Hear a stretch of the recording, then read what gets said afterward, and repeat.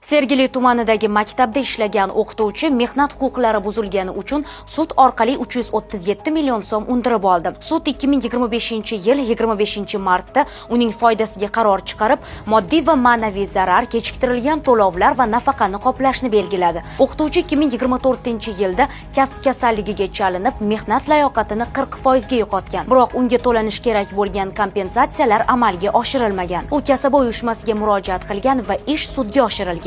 Mehnat kodeksiga ko'ra, ish beruvchi xodimning mehnatda mayib bo'lishi va yoki kasb kasalligi tufayli hayotiga yoki sog'lig'iga yetkazilgan ziyonning o'rnini qoplashi shart hisoblanadi. Tekshiruvda 2024-yil aprelidan 2025-yil yanvarigacha biror to'lov amalga oshirilmagani aniqlangan. Sud Sergeli tumani maktab va maktabgacha ta'lim bo'limidan 19 million so'm zarar, 48 million so'm nafaqa, 268 million so'm kompensatsiya va 1 million so'm ma'naviy zararni undirdi. Mazkur ish o'qituvchilar huquqi himoya qilinishi uchun muhim pretsedent sifatida qayd etilmoqda.